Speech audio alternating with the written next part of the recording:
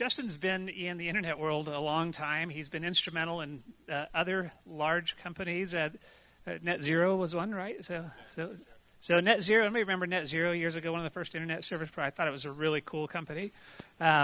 He's seen this industry develop. He is now focusing on building tools for Bitcoin, and I think it's really cool. Let's give him a big hand. He's also one of our sponsors, so let's give it up for Justin. Hey, thank you, everybody. So my topic today is really talking about and going over some of the things beyond currency that we can do with Bitcoin and cryptocurrencies. And it's not only things that are available and that we're able to do today, but kind of what are some of the things that we can do in the future. As Steve said, I had a career just over 20 years on the internet side of things. Spent that really a lot of it in the early commercialization phases of it, and trying to bring that into the mainstream. I've got to say, when I started working on the internet, I frankly expected to be working in the basement of a university somewhere, eating Cheetos and drinking Mountain Dew and making like $18,000 a year. As it turns out, if you change the world, things may work out a little better for you than that. After a few years of doing that, though, the transformation had really happened, and it had been done. Access was out to a ton of people. There were communications protocols that really allotted a lot of peer-to-peer communication directly, and information was available. All these things of democratization of access and communication at a mass scale had really happened. And so what I tried to do was take a look at what would be the next kind of world-changing technology that I could be a part of. And after spending a few years playing around with clean technology, thinking that was going to be the thing, I came around and went to my first Bitcoin conference about 18 months ago. And it really resonated with me. It felt like the first days that I was going into the early internet stuff. And this was primarily for a few reasons. And I'm doing some of this background to talk about why some of the parallels between the early internet and what we're seeing in Bitcoin, and how that'll lead to some of the ideas around what Bitcoin can disrupt. So, what drew me to Bitcoin was what drew me to the internet, which was, here was a technology that democratized something that was previously highly centralized. Communication, at the time of the internet, I don't know if you guys remember, right? There was this Saturday Night Live skit where they had an operator who said, "We're the phone company, we don't have to care." And that was really what it was like, right? I mean, today we're dealing with things like net neutrality. Then you could only plug an approved telephone into the wall of your house, right? And the world has really changed since then, and it's because of a lot of the work that we did. And so in the way that we previously decentralized communication and information, Bitcoin democratizes finance. And it does it in a couple ways. The biggest way that it does it is it moves power from centralized institutions towards individuals, right? You and me and everybody in this room connect to the Bitcoin network with exactly the same rights and responsibilities and opportunities that Bank of America does or the U.S. government does. And that's never been true in any financial network in the history of mankind since currency was created, basically. What are some other parallels that I see that are pretty exciting? If I think about what the internet did in the early days, it did primarily, the biggest thing that it did is it eliminated borders from communication, right? 25 years ago, if you wanted to call somebody up on the phone that was like even in another county in the same state, it cost you a bunch of money, and so you only did it like once every few weeks or a month, and you would have these like long calls and all this sort of thing. And like now we jump on a Skype with somebody in China and we don't even think about it unless it's the middle of the night their time. And so for me, actually one of the ways that we'll know that kind of Bitcoin has won and that we've done some of the work that we need to do is when we have a room like this in 10 or 15 or 20 years, and many of the people in the room don't even remember when we thought about borders with respect to financial transactions, when it's like this thing from history that people don't even remember anymore. So what's Bitcoin going to disrupt? I heard someone a few weeks ago, and I wish I remembered who it was, that said asking what Bitcoin is going to disrupt today is like asking what the internet was going to disrupt in 1994.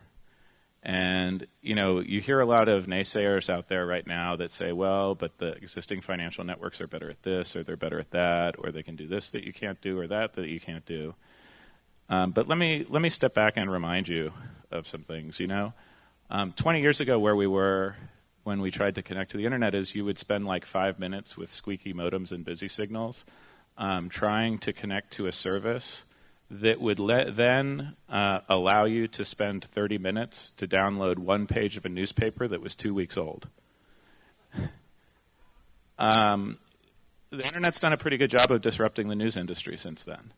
But anyone that was looking at it through the lens of what the technology was able to do that day or that minute wouldn't have seen that. They would have seen what was going on. The same is true with like phone and other things like that.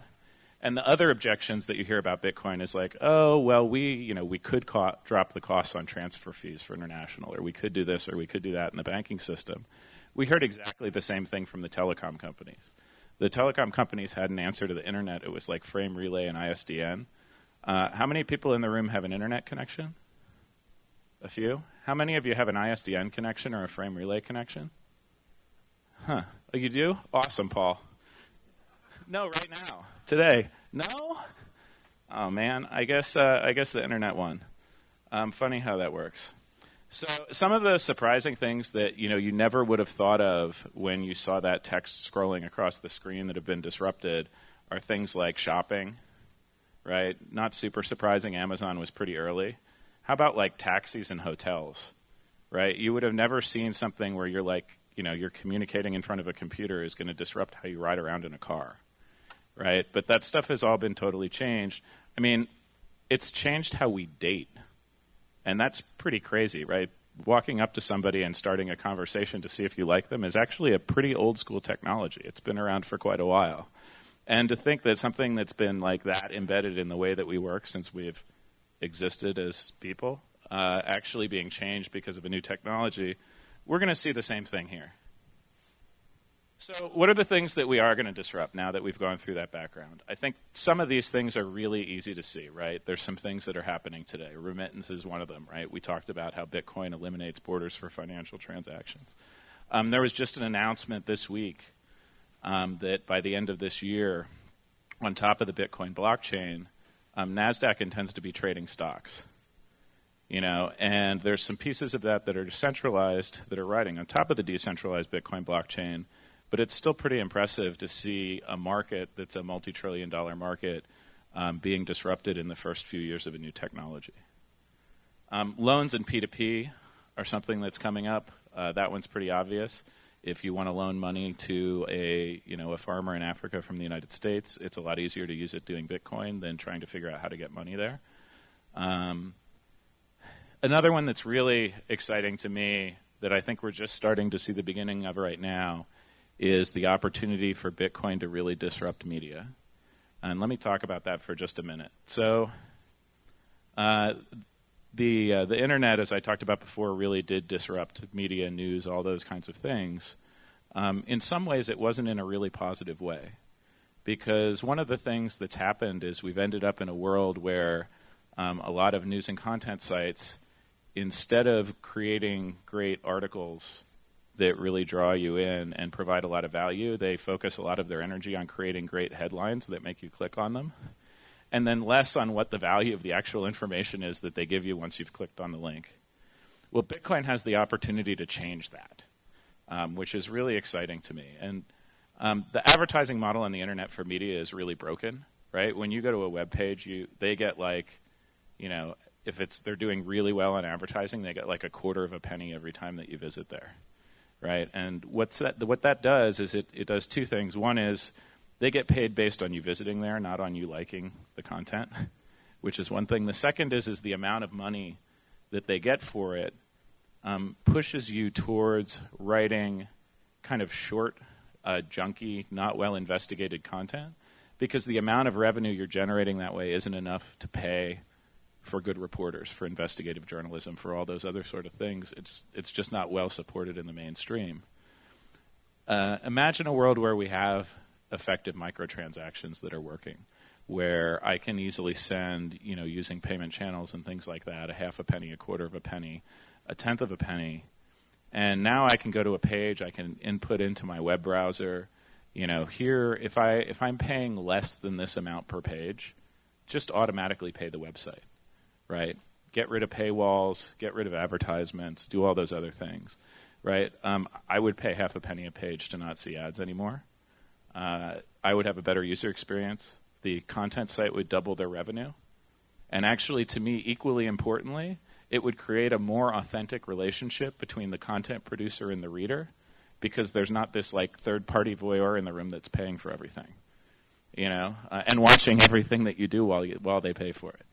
So I'm excited about that, both from a privacy perspective for individuals. I'm excited about it because it can rejuvenate our news media, which I think needs it, particularly on the investigative side of the world.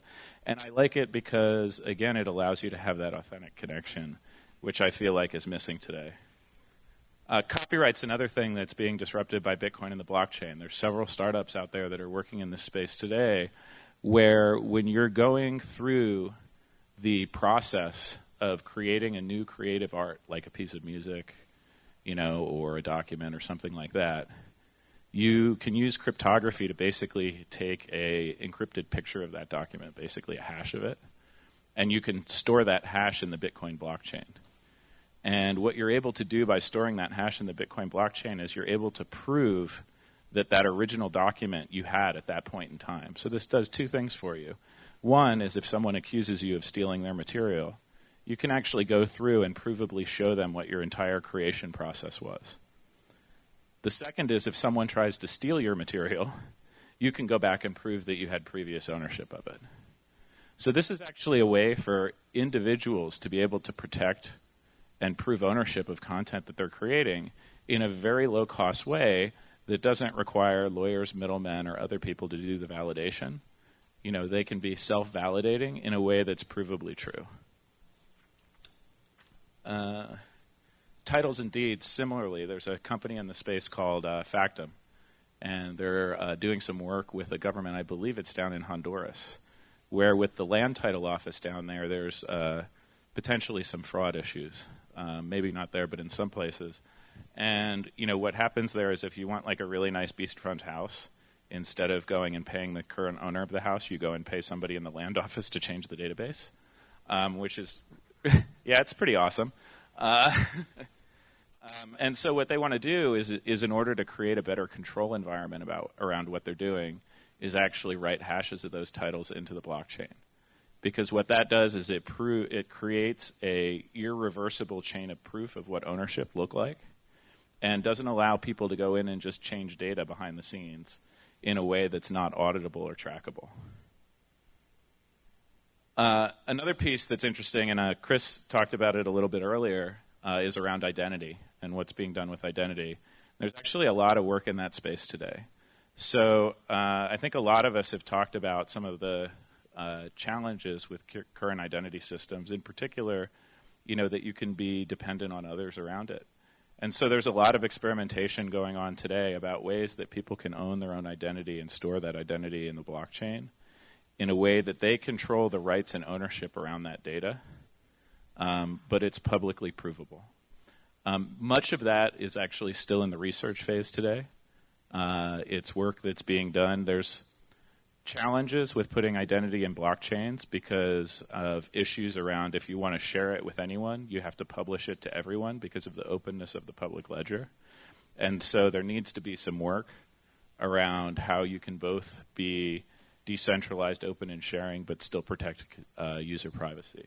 So a lot of work to be done in that area still, but I think it's an exciting technology for the future. This gives a really broad base of just some of the, supply chain. Sorry, I forgot supply chain. This one is one that takes place in a few different ways. This one's actually something that's being used in a couple different areas. One is around luxury goods or branded goods.